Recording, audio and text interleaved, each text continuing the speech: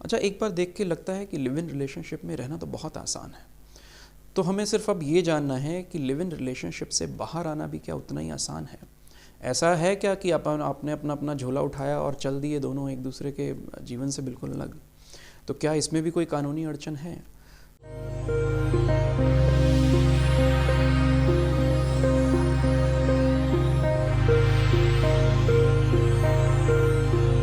नमस्कार।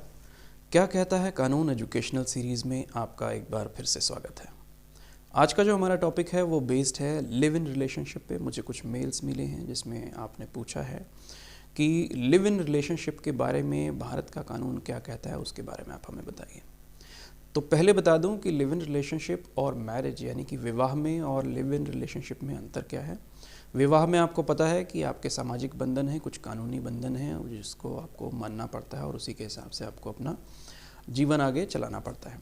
लेकिन live in relationship में ऐसा नहीं है। सुन के बहुत अच्छा लगता है कि आपको विवाह के सारे सुख भी मिलेंगे और आप एक वैवाहिक जीवन अपना चलाएंगे, एक प्रकार का वैवाहिक जीवन चलाएंगे और साथ में बंधन कुछ नहीं है जब तक आपका प्रसाद पर्यंत है, यानी कि जब तक आपकी खुशी है उस रिश्ते में, आप उस रिश्ते में बने रहते हैं। लेकिन जहां आपका मनमुटाव हुआ या आपको लगता है कि नहीं अब बहुत हो गया, अब रहना उचित नहीं है साथ में, तो यहाँ पर बिना किसी अड़चन के यदि आपकी आपसी रजामंदी है, यानी कि महिला और पुरुष की यदि आपसी रजामंदी है और वो वैवाहिक नहीं है, लिव इन रिलेशनशिप में रह रहे हैं, तो आपसी रजामंदी से अपने अपने रास्ते दोनों चले जाते हैं और अपनी अपनी लाइफ आगे जीनी शुरू कर देते हैं।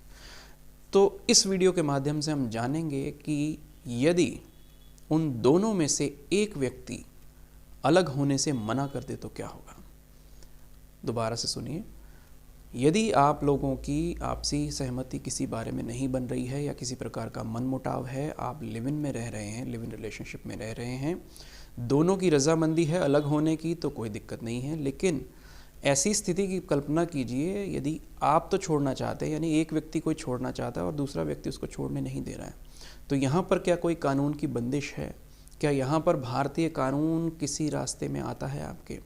आप बालिग हैं, लिव इन रिलेशनशिप में रहना चाहते हैं, भारतीय कानून आपको मना नहीं करेगा। अच्छा, एक बार देख के लगता है कि लिव इन रिलेशनशिप में रहना तो बहुत आसान है। तो हमें सिर्फ अब ये जानना है कि लिव इन रिलेशनशिप से बाहर आना भी क्या उतना ही आसान है। ऐसा है क्या कि आपने अपना अपना झोला उठाया और चल दिए दोनों एक दूसरे के जीवन से बिल्कुल अलग।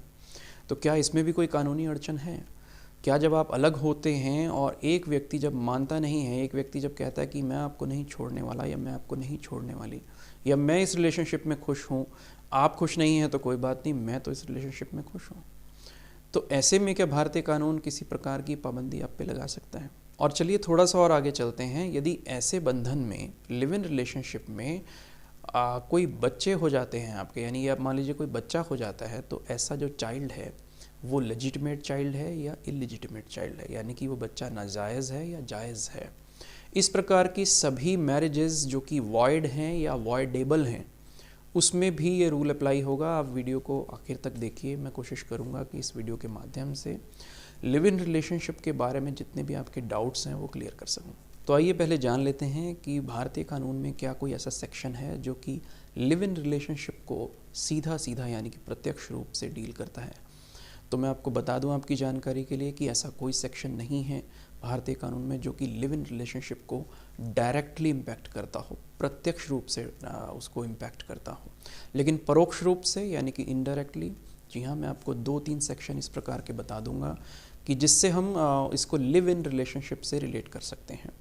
तो यानी कि भारतीय कानून इसमें साइलेंट तो बिल्कुल भी नहीं है, लेकिन जैसे जैसे वक्त बदलता जाता है, जैसे समाज का जैसे विकास होता जाता है, उसी प्रकार से रिश्तों में भी बदलाव आने लग जाता है। विवाह को एक बहुत ही सैक्रेड रिलेशन माना जाता है, लेकिन आज के परिप्रेक्ष्य में देखा जाए तो इस प्रकार के रिश्ते जो हैं वो बहुत ज़्यादा सक्सेसफुल नहीं हो रहे हैं। तो लोग, आज की जो नई जनरेशन है वो लिव इन में ज़्यादा प्रेफर कर रही है, उसके लिए ज़्यादा प्रेफरेबल रिलेशनशिप है लिव इन रिलेशनशिप। तो इस पर अभी भी कोई कानून जो है लेजिस्लेटिव नहीं बनाया है, लेकिन फिर भी कुछ एक लॉज हैं जो कि इसको डील करते हैं इनडायरेक्टली, और कुछ कोर्ट के, सुप्रीम कोर्ट के, माननीय सर्वोच्च न्यायालय के कुछ जजमेंट्स हैं जो कि इसको टच करते हैं। तो आइए बारी बारी से देख लेते हैं कि ऐसे कौन कौन से सेक्शंस हैं या ऐसे कौन कौन से केस लॉज हैं जिसके बेसिस पे लिव इन रिलेशनशिप को कुछ हद तक रेगुलेट करने की कोशिश जो है भारतीय कानून ने की है। पहला सेक्शन है सेक्शन 114 इंडियन एविडेंस एक्ट। वो डील करता है कि कुछ प्रिजम्पशंस के मामले में, यानी कि कोर्ट जो है कई चीज़ों को प्रिज्यूम कर लेता है। अगर आप इंडियन एविडेंस एक्ट देखेंगे सेक्शन 114, तो उसमें आपको पता चलेगा कई चीज़ें हम प्रिज्यूम करते हैं। जैसे आप भी अपनी रोज़मर्रा की लाइफ में कुछ चीज़ें प्रिज्यूम करते हैं, यानी कि अपने मन से मान लेते हैं। तथ्यों के आधार पर, प्रिजम्पशन ऑफ फैक्ट्स के आधार पर आप लोग मान लेते हैं कि कुछ चीज़ें हुई होंगी। जैसे मान लीजिए ए के घर में चोरी हुई और उसका सामान बी के घर में मिला, तो बहुत ज़्यादा चांसेस हैं, एक प्रिजम्पशन है कि हो सकता है बी ने ए का वो सामान चुराया हो, या बी ने वो चोरी किया हुआ सामान खरीदा हो सकता है उसकी नॉलेज में हो। तो इसी प्रकार से section 114 of Indian evidence act यहाँ पर प्रिज्यूम करता है on the basis of a case. यहाँ पे मैं आपको केस बताऊँगा, 2-3 केसेस हैं। जैसे पहला केस आप ले लीजिए, Badri Prasad versus deputy director of consolidation. ये है, यहाँ पर कोर्ट ने माना कि यदि कोई महिला और पुरुष एक निश्चित काल के लिए बहुत लंबे समय से यदि पति पत्नी की तरह रह रहे हैं, तो और समाज को भी ऐसा लगता है कि ये दोनों पति पत्नी हैं, हालांकि इन फैक्ट मान लीजिए कि उनकी शादी नहीं हुई है, उनका विवाह नहीं हुआ, लेकिन दो पुरुष और महिला एक साथ काफ़ी लंबे समय से पति पत्नी बन के रह रहे हैं, and it appears to the society and they behave in the society as if they are the husband and wife. तो ये माना जाएगा, that will be presumed that they are legally married. देखिए इसमें भी एक पेज है, वो मैं आपको बता देता हूँ वो क्या पेज है। इस प्रकार के महिला पुरुष जो कि समाज में इस तरह का आचरण कर रहे हैं कि मान लीजिए वो विवाहित हैं, पति पत्नी हैं, और उनमें से कोई एक यदि ये बोल देता है कि वो मैरिड नहीं है, she is not my legal wife और he is not my legal husband, तो ये प्रूव करने की जिम्मेदारी उसकी है जो कि इस चीज़ को रिबट कर रहा है, यानी कि जो इस चीज़ से डिनाई कर रहा है उसके ऊपर ये जिम्मेदारी है। There is a heavy burden of proof on the person who rebuts it और who denies this type of relationship. तो आपको समझ आ गया होगा कि आप चाहे पति पत्नी की तरह रह रहे हैं, आचरण अपना उसी तरह कर रहे हैं, लेकिन यदि आप 5 साल 10 साल या कुछ ऐसा टाइम डिफाइन नहीं है, but still after a considerable time, यानी कि एक अच्छे गुजारे वक्त के बाद आप यदि बोलते हैं कि हम लोग पति पत्नी नहीं हैं, लेकिन हमारे आचरण से इस प्रकार का प्रतीत हो रहा है कि हम पति पत्नी हैं, तो कोर्ट इस बात को मानने से इनकार कर देगा। कोर्ट ये मान लेगा, ये जो सेक्शन 114 ऑफ एविडेंस एक्ट है, ये प्रिज्यूम कर लेगा कोर्ट कि आप लीगली मैरिड हैं, और आप लीगली मैरिड नहीं हैं इसको साबित करने की जिम्मेदारी उस पर है जो ये बोलता है कि हम लोग लीगली मैरिड नहीं हैं। चलिए आगे मैं आपको एक सेक्शन और बता देता हूँ जो कि लिव इन रिलेशनशिप को कानूनी दायरे में लाता है, प्रत्यक्ष रूप से नहीं लेकिन परोक्ष रूप से, क्योंकि कहीं भी लिव इन रिलेशनशिप नहीं लिखा हुआ है। मैं रेफ़र करना चाहूँगा domestic violence against women act 2005 का सेक्शन 2F, यानी कि महिलाओं के विरुद्ध घरेलू हिंसा अधिनियम 2005 का 2F जो सेक्शन है वो इससे डील करता है। तो आइए एक बार लैंग्वेज देख लेते हैं, section 2F of domestic violence act 2005। तो देखते हैं ये क्या कहता है। Section 2F in the protection of women from domestic violence act 2005। Domestic relationship means a relationship between two persons who live or have at any point of time lived together in a shared household when they are related by consanguinity, marriage, or through a relationship in the nature of marriage, adoption, or are family members living together as a joint family. तो देखिए इस protection of women against domestic violence act 2005 section 2F में बहुत clearly mention किया हुआ है कि ये डोमेस्टिक रिलेशनशिप जो है वो ये है कि यदि दो व्यक्ति जो हैं वो एक ही छत के नीचे रह रहे हों या रह चुके हों और उनके बीच में कुछ मैरिज जैसी बात हो, यानी कि रिलेशन इस प्रकार का हो जैसे कि मैरिज का होता है, जो नेचर है मैरिज का वो रिलेशनशिप का जो है सेम नेचर हो। तो यहाँ पर मुझे लगता है कि ये जो लिव इन रिलेशनशिप है उसका नेचर भी जो है is as good as marriage. तो इस प्रकार के रिलेशनशिप को कुछ केस रेफरेंसेस के मदद से जो कि ऑलरेडी सुप्रीम कोर्ट में जो केसेस गए हैं और उसके ऊपर सुप्रीम कोर्ट ने जो टिप्पणी की है उसके बेसिस पर ऐसे रिलेशनशिप को जो है कानून के दायरे में लाने का प्रयास किया गया है। 2-3 केसेस मैं आपको बता देता हूँ, आप डिटेल में एक बार देख लीजिएगा, क्योंकि हर केस बताऊँगा तो वीडियो बहुत लंबा हो जाएगा। फॉर एग्जाम्पल मैं आपको बता देता हूँ, Badri Prasad versus deputy director of consolidation, ये एक पहला केस है। और दूसरा केस आप ले सकते हैं रेवन सिद्धप्पा वर्सेस मल्लिकार्जुन, और तीसरा केस है तुलसा वर्सेस दुर्घातिया। इसको आप ले सकते हैं। इन तीनों केसेस में माननीय सुप्रीम कोर्ट ने ऐसे रिलेशंस को वैलिडिटी दी है, ऐसे रिलेशंस को वैलिड माना है। और इसके साथ बस एक ही आपको यही ध्यान रखना पड़ेगा कि जो पुरुष और महिला हैं उनका आचरण इस प्रकार का होना चाहिए कि जिस प्रकार से वैवाहिक पति पत्नी करते हैं और समाज में उसी प्रकार से उनकी एक छवि होनी चाहिए, एक छाप इसी प्रकार की होनी चाहिए कि मान लीजिए इसी तरह से रह रहे हैं जैसे एक पति पत्नी रहते हैं। और ये जो इन्फ्रेंसेस हैं यानी कि जो कंक्लूजन्स हैं, जो सुप्रीम कोर्ट की जो टिप्पणियां हैं, ये उन रिश्तों पर लागू नहीं होंगी जैसे वन नाइट स्टैंड है, एक आदमी और औरत मिले, 1 या 2 दिन साथ में रहे, आना जाना हुआ, बस इसके बाद दोनों अपने अपने रास्ते चले गए। तो इस प्रकार के रिलेशंस को हम लिव इन रिलेशनशिप नहीं मानते हैं। ऐसे रिलेशंस के ऊपर ये वाले कानून लागू नहीं होंगे। तो आइए अब देखते हैं कि ऐसे रिलेशनशिप जब तक जो महिला है और पुरुष है वो है तब तक तो ठीक है, लेकिन यदि मान लीजिए कोई तीसरा और बीच में आ जाता है, तीसरा यानी कि कोई बच्चा अगर हो जाता है, उनका अगर कोई चाइल्ड अगर पैदा हो जाता है, तो वो चाइल्ड क्या है, वो लेजिटिमेट चाइल्ड है या इलेजिटिमेट चाइल्ड है, यानी कि वो बच्चा नाजायज़ है या जायज़ है। तो मैं आपकी जानकारी के लिए बता दूं कि every child which is born out of any wedlock और non wedlock is considered as legitimate child and innocent. चाहे उसके जो पेरेंट्स हैं उनकी शादी हुई है, उनका विवाह हुआ है या नहीं हुआ है, चाहे वो रिलेशनशिप में हैं, किसी भी प्रकार से हैं, यानी कि ये जो रूल है ये वॉइडेबल और वॉइड मैरिजेस पर भी लागू होगा। यानी ऐसे विवाह जो कि पहले से ही शून्य करार दिए जा चुके हैं या ऐसे विवाह जो कि बाद में शून्य करार दिए जा सकते हैं।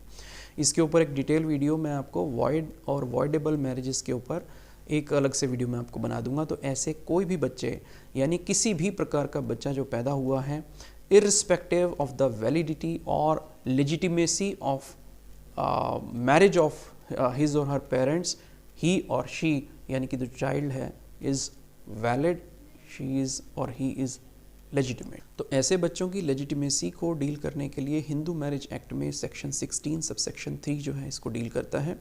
वो आप एक बार देख लीजिएगा। सेक्शन 16(3) के थ्रू जो है लेजिटिमेसी जो है उसकी बच्चों की आ रही है। तो आइए अब हम बात कर लेते हैं मेंटेनेंस की, यानी कि मेंटेनेंस यहाँ पर क्या जो महिला है उसको मेंटेनेंस का अधिकार है। यदि महिला और पुरुष ऐसे किसी लिव इन रिलेशनशिप में हैं और अब वो सेपरेट होना चाहते हैं, तो क्या ऑफेंडेड महिला जो है, जो महिला अभी अलग नहीं होना चाहती, क्या वो कोर्ट के थ्रू मेंटेनेंस मांग सकती है। सेक्शन 125 CRPC इसमें डील करता है, लेकिन बहुत क्लियर नहीं है, ये केस टू केस वेरी करेगा। तो सबसे अच्छा है कि आप अपने केस के लिए अपने वकील साहब को बताएं, अपने वकील साहब से मिल लें, वो आपका केस देखेंगे और आपको गाइड करेंगे उसी हिसाब से। But as of now presently अभी सेक्शन 125 CRPC में जो वाइफ जो डिफ़ाइन किया हुआ है उसमें लीगल मैरिड होना बहुत ज़रूरी है। इस प्रकार के लिव इन रिलेशनशिप के कारण से जो महिला आती है वो भी उसमें कवर नहीं है। बट स्टिल मैं कहूँगा कि आप एक बार पूरी वस्तु स्थिति जो है अपने एडवोकेट साहब को बता दीजिए, वो आपको बेहतर इसमें गाइड कर पाएंगे। केस टू केस चीज़ें वेरी करती हैं, केस टू केस चीज़ें डिफ़र करती हैं, मैटर करेगा। तो ये बात थी मेंटेनेंस की। यदि महिला और पुरुष एक साथ लिव इन में रहते हैं और अब अलग होना चाहते हैं तो महिला के पास क्या अधिकार हैं। आइए अब जान लेते हैं कि यदि बच्चा इनके पास है, यदि इनके इस संबंध से कोई बच्चा हो गया है, कोई चाइल्ड है, तो उसकी मेंटेनेंस का और उसके कस्टडी का अधिकार किसके पास है। तो एक नॉर्मल सा कोर्ट का इंक्लिनेशन है कि जो कस्टडी है वो माँ के पास रहे और बच्चे को जो मेंटेनेंस का अधिकार है वो उसके पिता द्वारा मिलेगा। वैसे तो बच्चे के पास पूरा अधिकार है कि वो अपने पेरेंट्स से मेंटेनेंस ले सकें। बच्चे की मेंटेनेंस की जिम्मेदारी पेरेंट्स की है, यानी कि उस महिला और पुरुष दोनों की है। और हिंदू मैरिज एक्ट में तो पिता का दायित्व है ही है, लेकिन अगर मुस्लिम है, यहाँ पर दंपति जो है मुस्लिम है, तो यहाँ पर पिता की जिम्मेदारी बच्चे को मेंटेनेंस देने की नहीं होती। लेकिन फिर भी इर्रिस्पेक्टिव ऑफ द रिलीजन, यानी कि धर्म कुछ भी हो, इसके बावजूद उस बच्चे के पास अधिकार है कि वो सेक्शन 125 CRPC के तहत मेंटेनेंस जो है अपने पेरेंट्स से मांग सकता है। चलिए, ये बात थी राइट ऑफ मेंटेनेंस का, मैंने आपको बता दिया। सेक्शन 125 CRPC में ऐसे बच्चे जो हैं अपनी मेंटेनेंस ले सकते हैं। लेकिन एक और जो है मुख्य मुद्दा जो है वो ये है कि यदि ऐसे बच्चों को लेजिटिमेट माना जाता है, यदि कोर्ट ऐसे बच्चों को लेजिटिमेट मानता है, तो क्या ऐसे लेजिटिमेट बच्चों के पास और भी राइट्स आ जाते हैं। क्या वह उत्तराधिकारी माना जाएगा अपनी पैतृक संपत्ति में, किसी भी प्रकार की एंसेस्ट्रल प्रॉपर्टी में क्या वो उत्तराधिकारी माना जाएगा, या किसी भी प्रकार की प्रॉपर्टी में उसका कुछ हक है। तो यहाँ पर कोर्ट ने, सुप्रीम कोर्ट, माननीय सुप्रीम कोर्ट ने यहाँ पे बहुत साफ कर दिया है कि जो ऐसा बच्चा है वो अपने पेरेंट्स की प्रॉपर्टी का पूरा पूरा हकदार है, यानी अपनी माँ की प्रॉपर्टी का और अपने पिता की प्रॉपर्टी का, जो उसके बायोलॉजिकल फादर एंड मदर हैं, उसकी प्रॉपर्टी का पूरा पूरा हकदार है, उसमें कोई डाउट नहीं है। अच्छा, अब यहाँ पर प्रॉपर्टी का मतलब है कि सेल्फ अर्न प्रॉपर्टी या एंसेस्ट्रल प्रॉपर्टी भी, यानी पैतृक संपत्ति या उनके माँ बाप की अपनी संपत्ति जो कमाई हुई है उनके माँ बाप की, उसमें तो जो बच्चा है वो पूरा पूरा हकदार है, वो पूरा उसका उत्तराधिकारी है। लेकिन अभी तक ये क्वेश्चन जो है सुप्रीम कोर्ट में पेंडिंग है टिल डेट। अभी इस पे कोई डिसीजन नहीं आया है कि उसकी एंसेस्ट्रल प्रॉपर्टी पर उस बच्चे का क्या अधिकार होगा, क्या वो उसको उत्तराधिकारी माना जाएगा, क्या उसको लेजिटिमेट उत्तराधिकारी माना जाएगा। तो यहाँ पर जो बेंच थी सुप्रीम कोर्ट की वो डिवाइडेड थी और ये जो मैटर है एक लार्जर बेंच को रेफ़र कर दिया गया, जिसका अभी तक सॉल्यूशन नहीं आया है। मैं आपको बता दूं एंसेस्ट्रल प्रॉपर्टी जो जिसकी मैं बात कर रहा हूँ वो एंसेस्ट्रल प्रॉपर्टी है क्या। पैतृक संपत्ति, आप सोच रहे होंगे कि शायद पिता से आई है वो पैतृक संपत्ति है, आप सोच रहे होंगे जो दादा से आई है वो पैतृक संपत्ति है। जी नहीं, मैं आपको बता दूं पैतृक संपत्ति का मतलब है आपकी 4 जनरेशन्स ऊपर, यानी कि आपसे आपके फादर के बाद आपके ग्रैंडफादर के बाद आपके ग्रेट ग्रैंडफादर और इसके बाद ग्रेट ग्रेट ग्रैंडफादर, यानी आपसे ऊपर 4 जनरेशन जो हैं उनकी कमाई हुई जो प्रॉपर्टी है जिसमें आपके फादर साहब तक ने कंट्रीब्यूट किया है वो इनहेरिट होती है और वो अभी तक अनडिवाइडेड है, तो वो जो है पैतृक संपत्ति है, that is called ancestral property. यहाँ पर शहरों में आप देखेंगे तो पैतृक संपत्ति का उतना आपको एग्जाम्पल देखने को नहीं मिलेगा, लेकिन गाँवों में आपको इस प्रकार के उदाहरण मिलेंगे जहाँ पर एग्रीकल्चरल लैंड है जो कि कई पीढ़ियों से डिवाइड ही नहीं हुई है, वो ज्यों की त्यों चली आ रही है। तो मैं आपको बता दूं ऐसे में जितने भी उत्तराधिकारी हैं उसके, वो सब बराबर के हिस्सेदार हैं। तो चलिए मैं उम्मीद करता हूं कि इस वीडियो के माध्यम से आपको लिव इन रिलेशनशिप में क्या कानूनी मान्यता है, पुरुष की क्या उत्तरदायित्व हैं, महिला के क्या उत्तरदायित्व हैं, उसकी क्या लाइबिलिटीज़ हैं, उनके जो बच्चा हो जाता है उसके प्रति उनके क्या उत्तरदायित्व हैं, उस बच्चे के क्या अधिकार हैं, उसके माँ बाप की संपत्ति में क्या अधिकार हैं, उसकी पैतृक संपत्ति में क्या अधिकार हैं, उसकी सोशल स्टैंडिंग यानी कि उसका समाज में क्या स्थान है, उस बच्चे का ऐसे रिलेशन का समाज में क्या स्थान है, वो आपको इस वीडियो के माध्यम से पता चल गया होगा।